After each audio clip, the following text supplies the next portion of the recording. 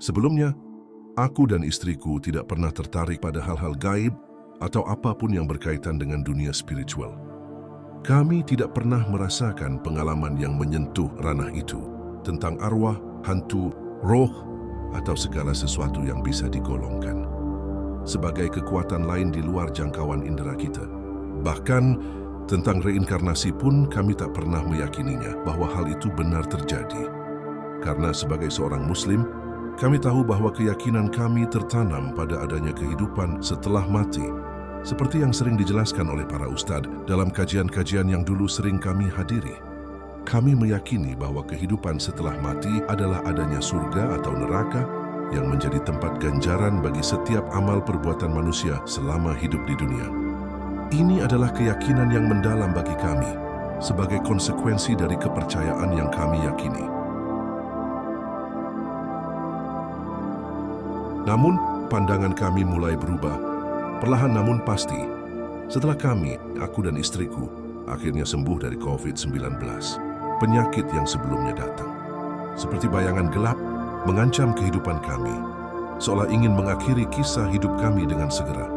Padahal sebelumnya, kami tak begitu peduli dengan adanya pandemi. Dunia seakan terjebak dalam lingkaran ketidakpastian, tapi aku dan istriku tetap berfokus pada rutinitas hidup. Hingga satu persatu teman-teman dekat dan kenalan kami pergi meninggalkan dunia ini karena COVID-19. Perasaan takut mulai merenggut kedamaian hatiku, kecemasan itu menggumpal, dan kami pun bertanya-tanya, bagaimana jika giliran kami selanjutnya yang dijemput oleh kematian? Dan benar saja, kekhawatiran itu menuntun kami pada kenyataan yang pahit. Aku mulai merasakan gejala-gejala yang tak asing lagi. Demam tinggi yang tak kunjung reda, nafas yang semakin sesak, dan tubuh yang terasa lemah seperti habis dihantam badai. Kondisi istriku tak jauh berbeda denganku. Gejala itu tak hanya bertahan, tapi semakin menguat, berlarut-larut, hingga aku tiba pada titik di mana rasanya hidupku sudah berada di ujung tanduk.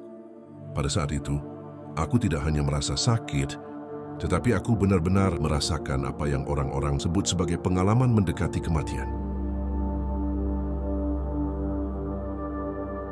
Saat itu, rasanya seperti seluruh urat-urat syarafku tercabut. Tubuhku terombang-ambing dalam kesakitan yang tak terperi. Aku sempat sadar, seolah berada di ambang batas antara hidup dan mati. Dan dalam kepedihan yang mendalam, aku bertanya pada diriku sendiri, apakah ini yang disebut sakaratul maut, sebelum ajal benar-benar datang? Lalu, setelah sejenak terbenam dalam kegelapan, kesadaranku hilang, dan aku terjatuh ke dalam keheningan yang begitu dalam.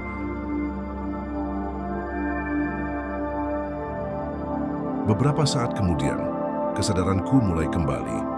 Aku perlahan terbangun dengan keadaan yang jauh lebih baik daripada sebelumnya. Yang aneh, seluruh gejala yang telah menyiksaku, demam yang membakar, nafas yang sesak, rasa sakit yang mencekam hilang begitu saja, perlahan-lahan lenyap tanpa jejak. Seakan-akan tubuhku diberi kesempatan baru untuk hidup. Tak lama setelah itu, kesehatanku mulai pulih, perlahan namun pasti. Setiap harinya aku merasa semakin kuat. Tubuhku seolah kembali segar seperti baru dilahirkan. Akan tetapi, meski kondisiku semakin baik, pikiranku tak pernah lagi sama. Aku menjadi lebih banyak diam, tenggelam dalam renungan panjang tentang arti kehidupan. Berpikir tentang betapa berharganya setiap detik yang masih tersisa, dan juga rasa syukur yang tak terucapkan karena masih diberi kesempatan untuk melanjutkan perjalanan ini. Namun, lebih dari itu, aku semakin menyadari betapa rapuhnya manusia. Hanya dengan sebuah makhluk kecil yang tak kasat mata, seseorang bisa terancam jiwanya. Dulu, kematian terasa begitu jauh, seakan hanya menjadi topik yang dibicarakan dalam khutbah-khutbah atau bacaan buku. Tapi kini, kematian terasa begitu nyata, begitu dekat, sebuah bayang-bayang yang siap merenggut hidup kapan saja, tanpa peringatan. Meski sejujurnya aku sempat merenung tentang kematian, perasaan itu sebenarnya sudah lama menghampiriku. Sejak 14 tahun lalu, ketika kakak laki-lakiku meninggal di usia yang begitu muda. Sejak saat itu, aku mulai mencari pemahaman yang lebih dalam tentang agama sebagai bekal untuk perjalanan hidupku setelah mati. Setidaknya, itu yang kuharapkan untuk lebih menemukan sedikit pencerahan tentang kehidupan setelah kematian yang selalu menyisakan lebih banyak pertanyaan daripada jawaban.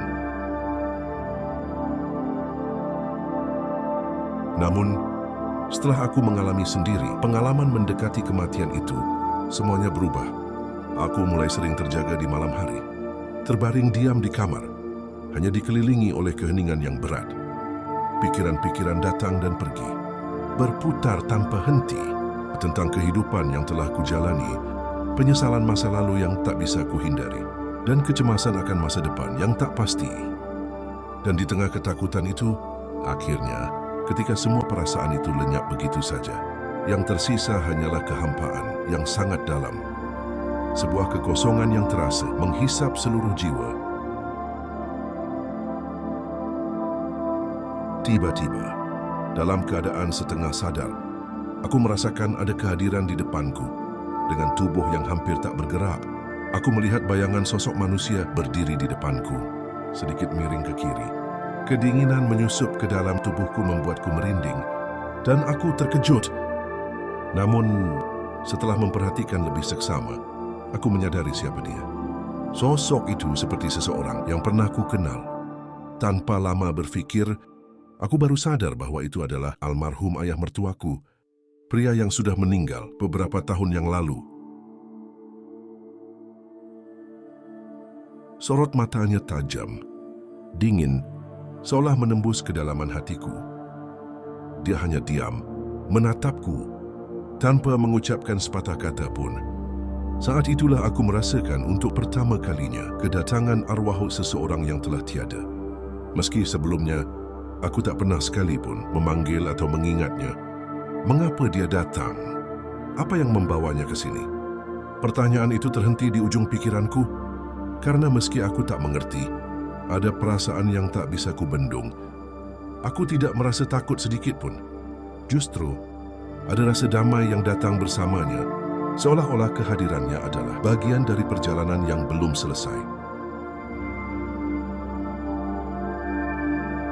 Berkali-kali, arwah ayah mertuaku datang, selalu di saat aku berdiam diri, semacam bermeditasi dalam keheningan yang mendalam. Biasanya aku melakukannya pada dini hari, meresapi sunyi saat dunia terlelap dalam kesunyian yang dalam. Di tengah keheningan itu, aku merasakan kehadiran yang tak tampak, tapi sangat nyata. Semakin sering ia datang, semakin aku menyadari bahwa ini bukanlah hal yang biasa. Akhirnya aku memberanikan diri untuk menceritakan pengalaman ini kepada istriku. Awalnya, dia tampak ragu, seolah tidak percaya pada apa yang kudengar dan kulihat. Namun seiring berjalannya waktu, ia mulai percaya. Karena aku tahu, istriku mengenali betul siapa dia. Aku bukan orang yang suka berimajinasi atau mengarang cerita. Jika aku mengatakannya, itu pasti ada sesuatu yang benar-benar terjadi. Lalu, istriku bertanya dengan suara yang penuh harap. Apakah Bapak menyampaikan pesan? Atau ada kata-kata penting yang beliau sampaikan padamu? Aku menggelengkan kepala. Tidak, jawabku. Beliau hanya datang, menatapku dalam diam, seolah ingin memberitahu sesuatu, tapi tak pernah mengucapkan sepatah kata pun. Lalu istriku meminta agar aku mencoba berkomunikasi dengan arwah ayahnya. Jika datang lagi, Cobalah. katanya. Jika ada yang ingin beliau sampaikan, mungkin ini waktu yang tepat. Terima kasih sudah menonton. Jangan lupa like, komen, share, dan subscribe untuk terus dukung channel ini, terus berkembang. Sampai jumpa di video selanjutnya.